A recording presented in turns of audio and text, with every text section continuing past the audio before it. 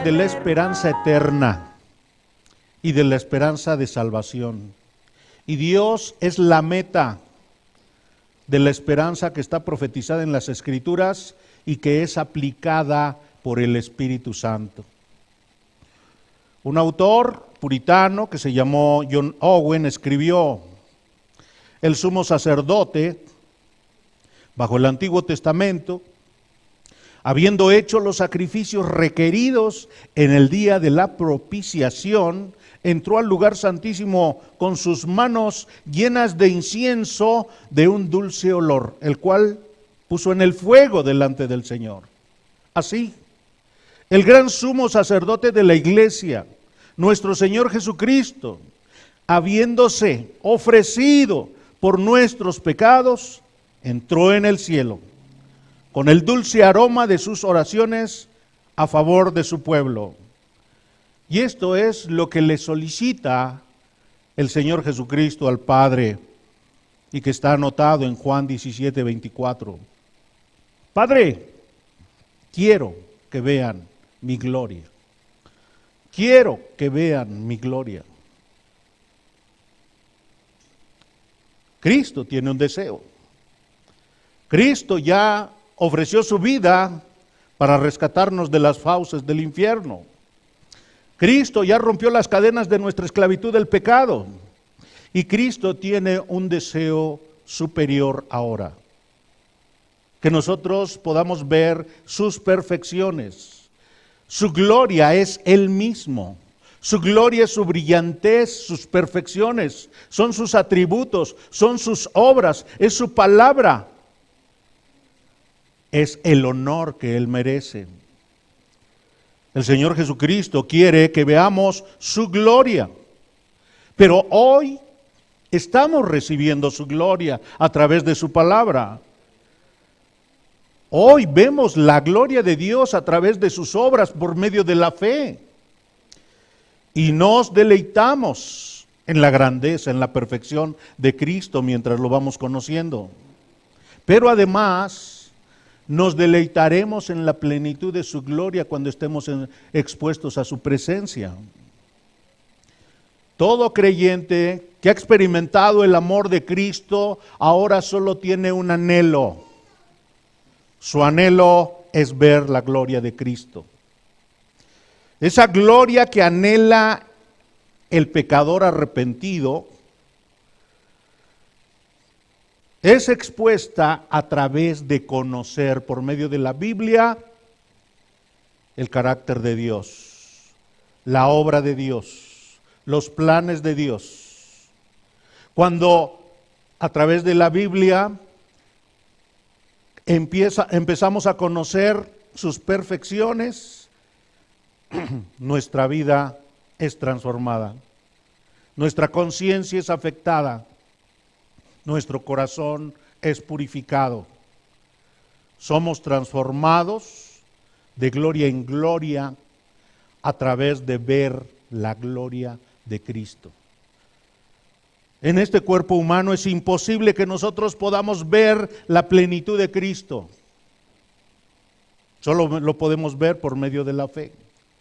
Pero esa plenitud de Cristo es la que nos transforma. Y nosotros podremos ver esa gloria porque seremos semejantes a Él, porque le veremos tal como Él es, según Juan, primera de Juan 3:2. Tres reflexiones de John Owen sobre la forma como Dios el día de hoy nos está concediendo tener un vislumbre, tener un acercamiento a la gloria de Dios. Es que en la vida venidera ningún hombre verá la gloria de Cristo a menos que la haya visto por la fe en esta vida. En la vida venidera ningún hombre verá la gloria de Cristo a menos que la haya visto por la fe en esta vida. En segundo lugar, la gloria de Cristo está mucho más allá del alcance de nuestro presente entendimiento humano. Hoy solo podemos ver la gloria de Cristo por medio de la fe.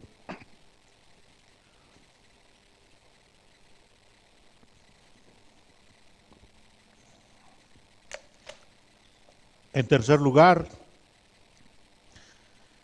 si nosotros deseamos tener una fe activa y un amor más grande por Cristo, deberíamos esforzarnos por entender, por buscar y por tener un deseo más grande, tener nuestra esperanza puesta en ver la gloria de Cristo en la eternidad. Ese es el tema del apóstol Pablo aquí en Romanos capítulo 15, versículo 13.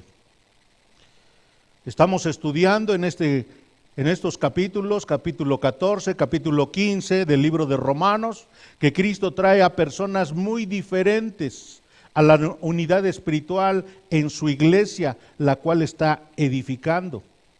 En el capítulo 15, versículos del 1 al 3, los cristianos de Roma son exhortados para soportar y agradar a los débiles en la fe, tomando como ejemplo la conducta de Cristo. Cristo es el modelo de compañerismo. Y por cierto, la palabra compañerismo, yo no sabía, significa compartir el pan, comer juntos. Com se refiere a compañía, a unión. Pañerismo se refiere de su raíz al pan. Qué importante es el compañerismo de Cristo, que Él nos esté acompañando, disfrutando del pan. Y qué importante sería que nosotros también, cuando compartimos el pan, fuéramos conscientes de que nuestras conversaciones las está escuchando el Señor. Y que nuestras conversaciones son para edificar, para animar al que es débil o al que es indeciso, para levantar a quien ha caído en el pecado, así como Cristo nos trató a nosotros. Un hombre regresaba de su trabajo cuando escuchó una voz. Un joven con parálisis muscular que estaba amarrado con su silla de ruedas, con un lazo de istle, le dijo: Señor, ¿no quiere empujar mi silla en la dirección a donde usted va? Ese joven no podía mover los brazos, no podía mover los pies, no podía mover la cintura. Aquel hombre se bajó de la banqueta y empezó a empujar la silla de ruedas. Después de algunas cuadras, escuchó nuevamente que le dijo el paralítico: adelante hay un puesto de tacos. ¿No quiere comprar un taco y dármelo en la boca porque tengo hambre? Muy interesante. ¿Usted qué haría si el Señor Jesucristo hoy le dijera: ayuda a los nuevos creyentes, ayuda a tu hermano, ten paciencia con él, anímalo, no lo critiques, no lo menosprecies, no lo condenes, no lo repruebes, no lo rechaces? Como yo te recibí, como yo te he mostrado mi amor, entonces ahora tú ayuda a los demás. Quienes han recibido las misericordias de Cristo, ahora deben evidenciar una conducta no egoísta, sino una conducta de integrarse a la iglesia de Cristo, a unificarse con los demás creyentes, a vivir en armonía, a vivir en compañerismo, a contribuir a edificar la iglesia de Cristo. Cristo edifica su iglesia y nos quiere utilizar a usted y a mí para que ayudemos a otras personas que son diferentes a nosotros. El apóstol escribió o dijo esto más bien en el libro de los Hechos: en todo os he enseñado que trabajando así se debe ayudar a los necesitados. Y recordar las palabras del Señor Jesús, que dijo: más bienaventurado es dar que recibir. Hechos 10:35. Y más adelante, a la iglesia de Galacia, Él les escribió: sobrellevad los unos las cargas de los otros y cumplid así la ley de Cristo. Gálatas 6:2. Los cristianos de Roma, aquí en el capítulo 15 de Romanos, están siendo exhortados para que soporten a sus hermanos débiles, para que piensen en la imagen de un hombre que ayuda a un paralítico,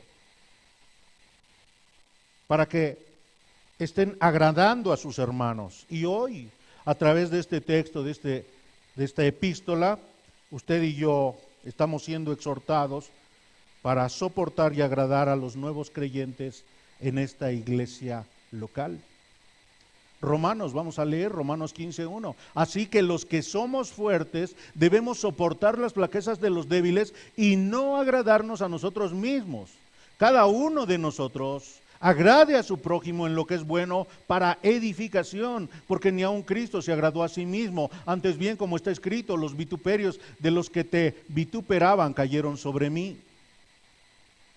En lugar de estar haciendo defensas egoístas,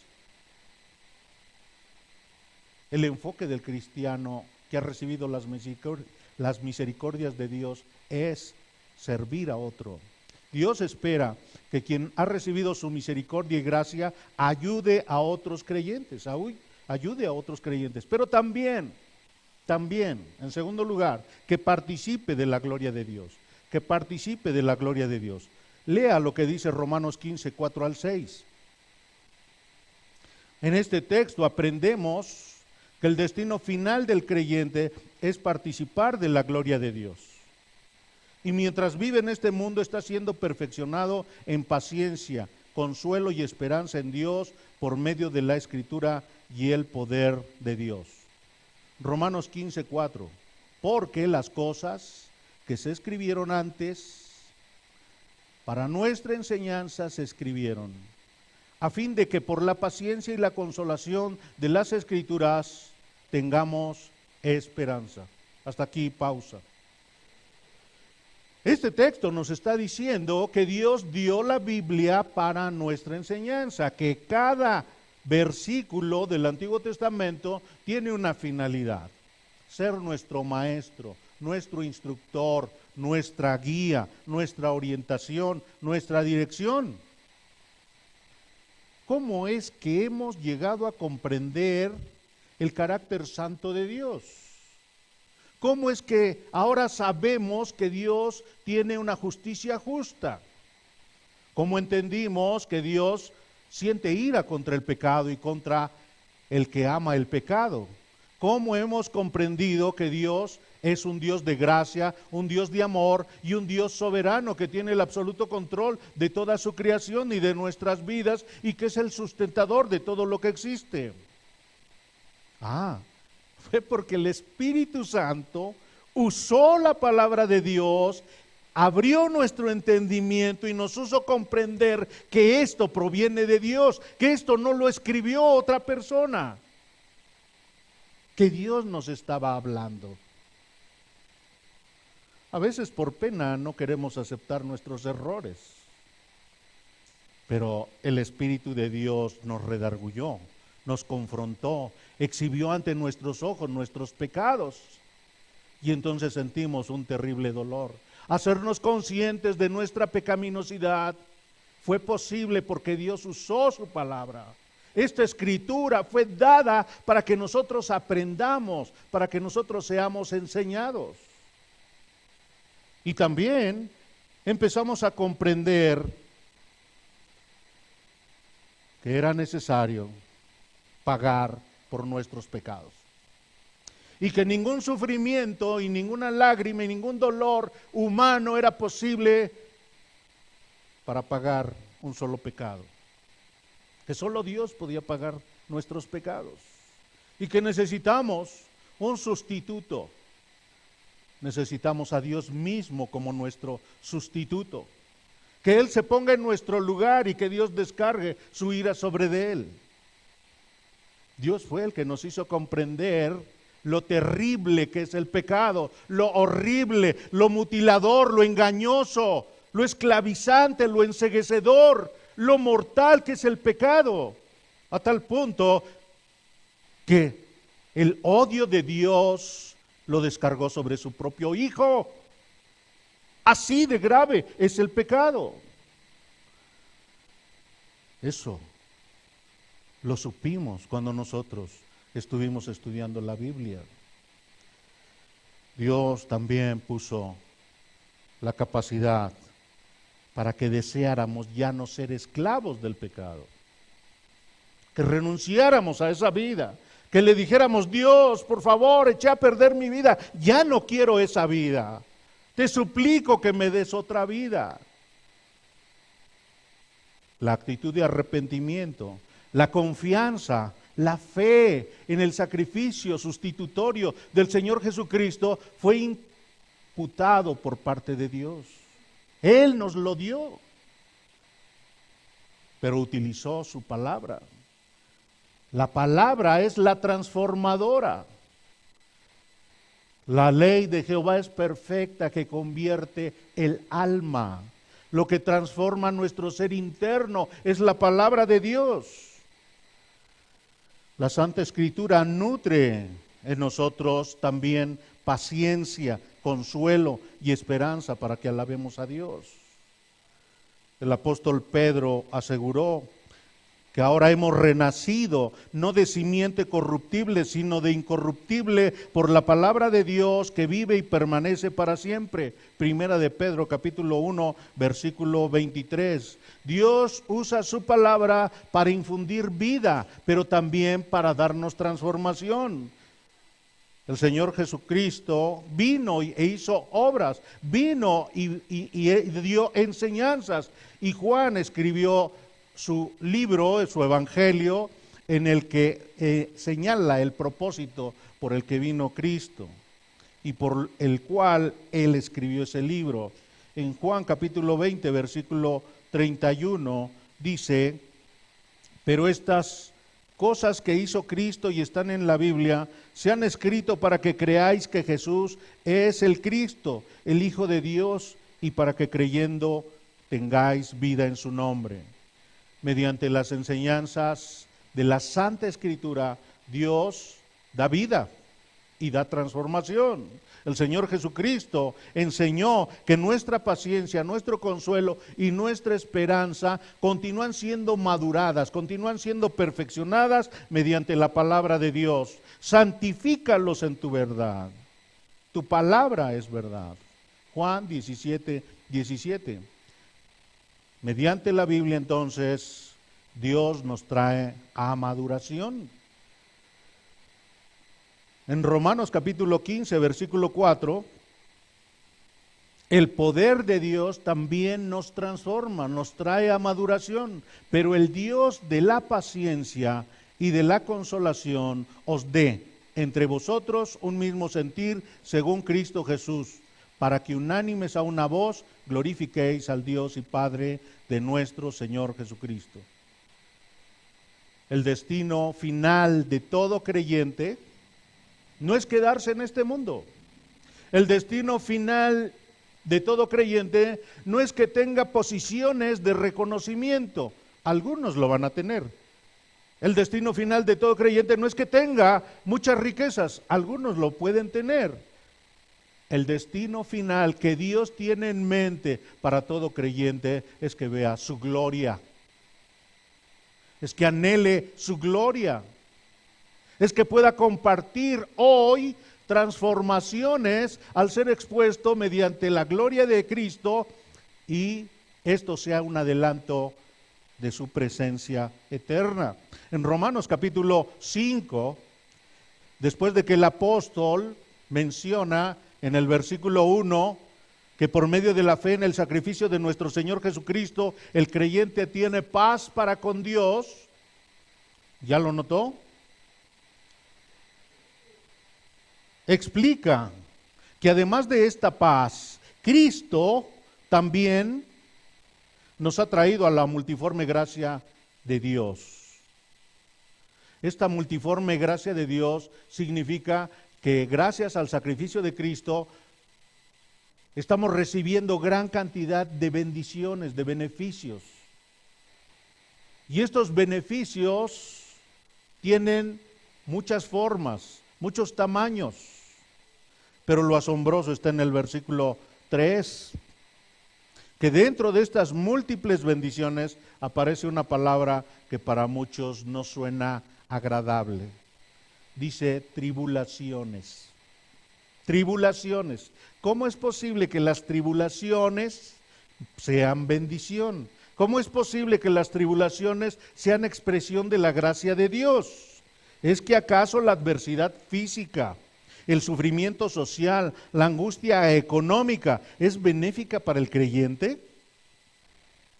¿Qué dice el apóstol en Romanos 8:28? Que sí. Sí, es bueno para el creyente. Esos pesares y tribulaciones transforman a un ser que es impaciente en un alma paciente. El sufrimiento madura para que alguien tenga un carácter confiable, probado, fidedigno. El alma probada la posee un creyente con esperanza. ¿Cuándo estaremos capacitados para participar de la gloria de Dios? ¿Cuándo seremos sensibles para reconocer que a nuestro alrededor se está manifestando la gracia, la misericordia, el amor, el poder, la soberanía de Dios? Cuando seamos probados en sufrimiento y en tribulación. Piensa en esto. ¿En qué instante una persona valora que tiene vista? Cuando ha estado ciego. ¿En qué instante una persona puede derramar lágrimas al estar caminando?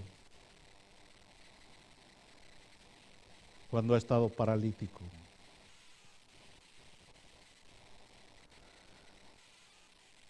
¿Cuándo se ha sentido desvalido, angustiado y debilitado? Cuando usted estuvo tirado en la cama por enfermedad, cuando usted tuvo un problema más grande que el mundo o que la montaña y que no la podía soportar, y apareció el Señor Jesucristo y le infundió consuelo, le infundió poder, le infundió una perspectiva de Dios, cuando le dio aliento y fortaleza, cuando le levantó, cuando le limpió, cuando le santificó, cuando le perdonó, cuando usted comprendió que siendo Dios glorioso, se limitó a sí mismo y tomó cuerpo humano, y siendo humano, se humilló hasta lo sumo, hasta ser sirviente, esclavo, y todavía más, fue expuesto vergonzosamente, desnudo y sacrificado en una cruz como un delincuente, todo para venir a ayudarle. Cuando usted empieza a comprender que su sufrimiento es sostenido por el Señor Jesucristo, entonces puede ahora gozarse en paciencia, gozarse en consuelo, gozarse en esperanza de que la obra que Dios empezó en usted, Él la va a perfeccionar, y por lo tanto puede entonar estos himnos maravillosos.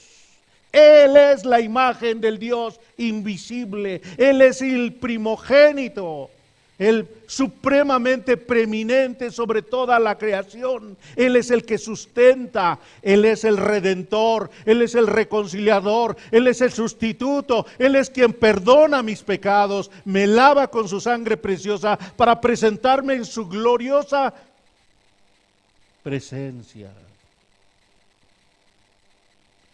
Dios entrena a sus siervos en paciencia, les brinda consuelo y les infunde esperanza.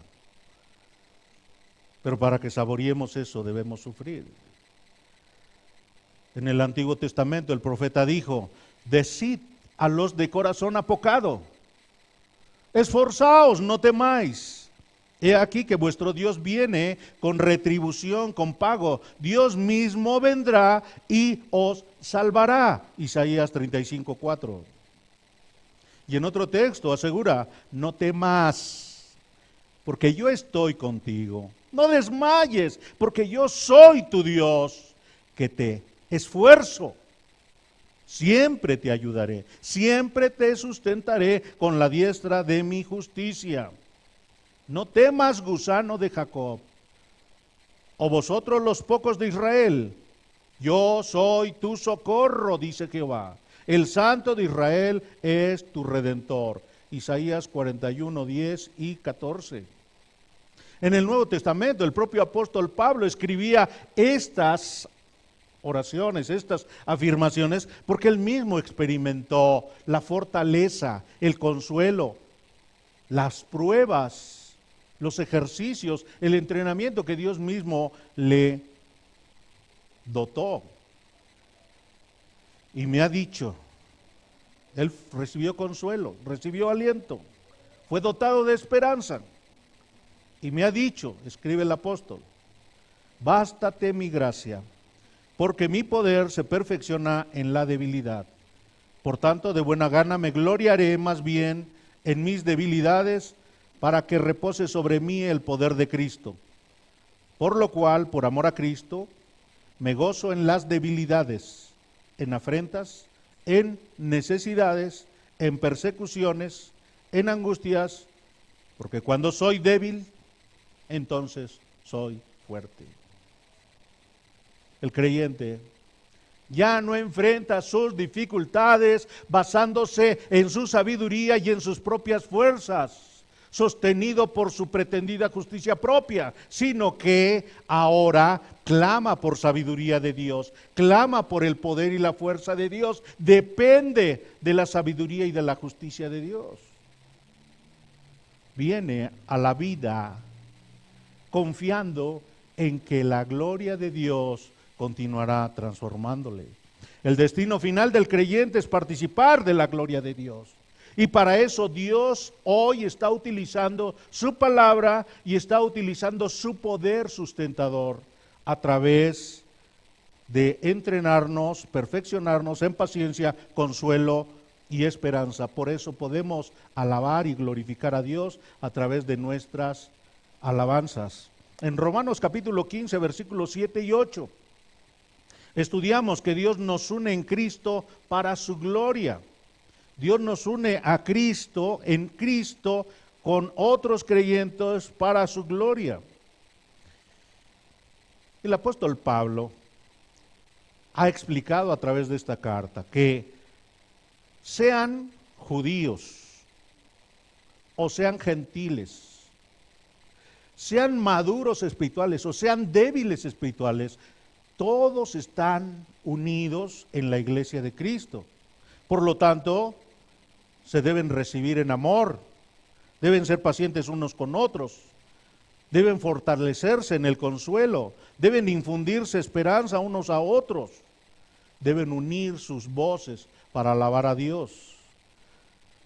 La práctica de la adoración que nosotros tenemos aquí en la tierra es un adelanto de lo que vamos a estar haciendo en el cielo por toda la eternidad. Quien no experimente la gloria de Cristo aquí en la tierra, es de dudarse que la va a experimentar en el cielo.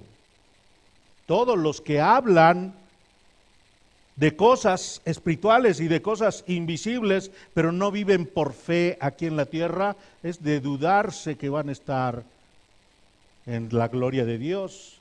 Y lo más probable es que no saben ni de lo que están hablando.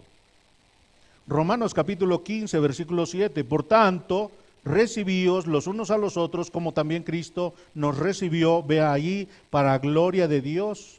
Pues os digo que Cristo Jesús vino a ser siervo de la circuncisión para mostrar la verdad de Dios, para confirmar las promesas hechas a los padres.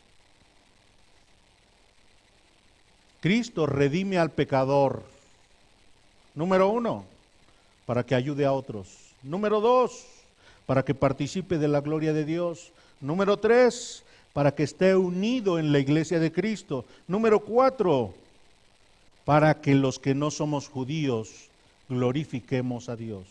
Para que los que no somos judíos glorifiquemos a Dios. Y el apóstol San Pablo recurre a afirmaciones de la ley, los profetas, los salmos para demostrar que Dios planeó traer a judíos y a gentiles a su gloria.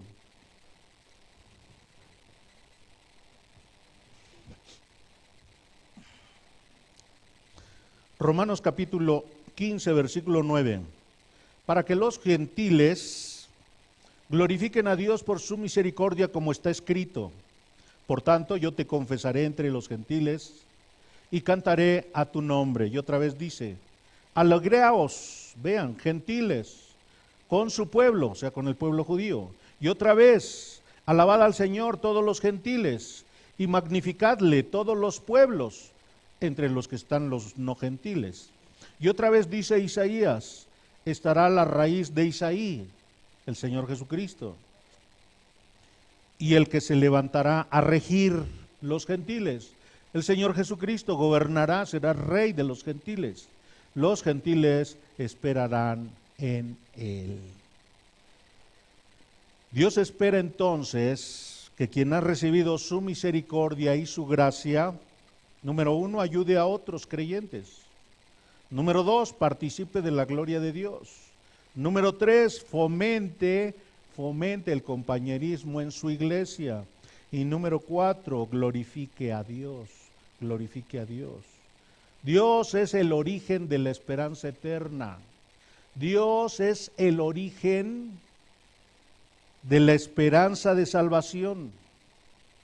Y Dios es la meta, es la finalidad, es el objetivo, es la terminal. Dios es la meta de la esperanza profetizada en la Escritura y aplicada por el Espíritu Santo. Romanos 15, 13. Y el Dios de esperanza os llene de todo gozo y paz en el creer, para que abundéis en esperanza por el poder del Espíritu Santo. Según este versículo, Dios tiene una característica. ¿Cuál es la característica? ¿Es Dios de qué? De esperanza. Esperanza se refiere a tener la certidumbre, tener la seguridad de que en el futuro está la felicidad plena. Por lo tanto, si aquí hemos disfrutado, aquí hemos tenido instantes de gozo, de alegría, a lo que nosotros podemos decir hemos sido felices. ¿Cuándo hemos sido felices? ¿Recuerda usted alguna experiencia, algún momento en el que ha sido feliz? ¿Cuando era niño era feliz? ¿Cuando se casó fue feliz? ¿Cuando se enamoró fue feliz? ¿Cuando nació su primer hijo fue feliz? ¿Hoy es feliz? ¿Cuando fue salvado fue feliz? Bueno, pues estas son gotitas de la gloria de Dios. Podremos disfrutar una felicidad plena, alejada del dolor, del pecado, de la tristeza, del engaño, del error. Podremos estar en la plenitud de la felicidad, en la gloria de Dios. Ahora, ¿eso estamos esperando? ¿Eso deseamos? ¿Eso buscamos? ¿Por eso nos esforzamos? El apóstol tiene el deseo que Dios llene de gozo y paz al que cree y que vive en Roma. Y por ampliación, a nosotros también. El propósito para que los cristianos de Roma estén llenos de gozo y de paz es para que su esperanza esté siendo fortalecida. Que el poder del Espíritu Santo, dice el apóstol, los esté guiando, enseñando, transformando mediante la gloria de Dios que es en Cristo, la plenitud de gloria de Dios. Parafraseando a John Owen, él dice: al esperar en la gloria de Cristo, seremos hechos más aptos para el cielo. Al esperar en la gloria de Cristo, seremos más aptos para el cielo. Nos estaremos distanciando más de nuestros afectos de lo que está aquí en la tierra. El apóstol da gracias al Padre que nos hizo aptos para participar de la herencia de los santos en luz, según Colosenses capítulo 1, versículo 12. Hoy estamos disfrutando parte de la gloria de Cristo, pero podremos disfrutar la plenitud de esa gloria de Cristo en la vida delante de Él. En segundo lugar, un conocimiento de la gloria verdadera de Cristo tiene poder para transformarnos hasta que seamos semejantes a Cristo. Usted conoce 2 de Corintios, capítulo 3, versículo 18. Por tanto, todos nosotros, mirando a cara descubierta como en un espejo la gloria del Señor, somos transformados de gloria en gloria en la misma imagen como por el Espíritu del Señor. En nuestra transformación aquí en la tierra, Dios está participando, Cristo está participando, el Espíritu de Dios está participando. Nos están transformando de gloria en gloria. En tercer lugar, la espera habitual en la gloria de Cristo traerá descanso y satisfacción a nuestras almas. Estar confiados, estar esperando en la gloria futura de Cristo, eso trae paz a nuestra alma. Las tempestades, las dificultades, las olas que se levantan, los problemas que nos rodean, las angustias que nos acosan, toman una perspectiva adecuada cuando nuestra mente está puesta en la gloria de Dios. Y en cuarto lugar, el conocimiento de la gloria de Cristo es la fuente de la bienaventuranza eterna. El conocimiento de la gloria de Cristo es la fuente de la bienaventuranza eterna, porque cuando nosotros sabemos que seremos transformados, que veremos a Cristo tal como Él es y que seremos semejantes a Él, esto nos trae bienaventuranza eterna. Cristo vino a buscarnos no solo para transformarnos en esta vida, no solo para liberarnos del pecado, sino para llevarnos al Padre, para que veamos su gloria, para que disfrutemos su grandeza.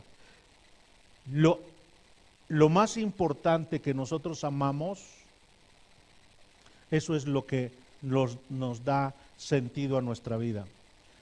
Si nosotros estuviéramos amando el pecado, eso es lo que le da sentido a nuestra vida.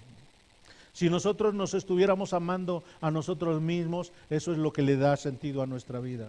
Pero si nosotros estamos amando la gloria de Cristo, eso es lo que le da valor, significado, dirección a nuestra vida. Dios, para acercarnos a Él, nos ha dado su Santo Espíritu, nos ha dado su palabra, nos ha dado la justificación, nos ha dado fe en nuestro Señor Jesucristo.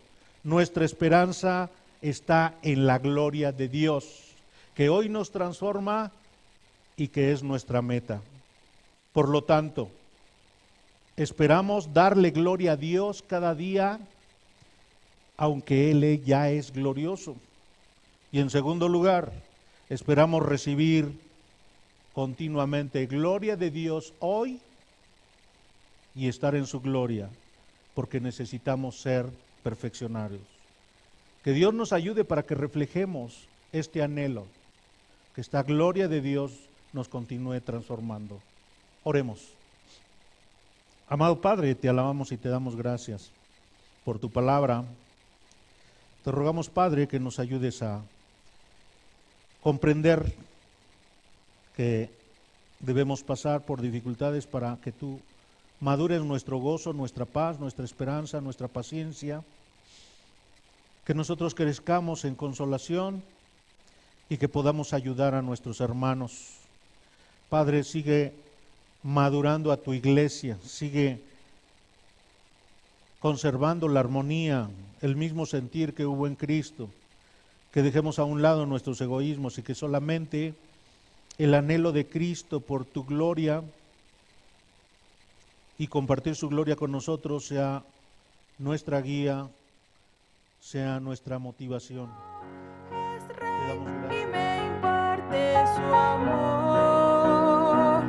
dejando su su trono de gloria, me vino a sacar de la escoria, y yo soy feliz, y yo soy feliz con él.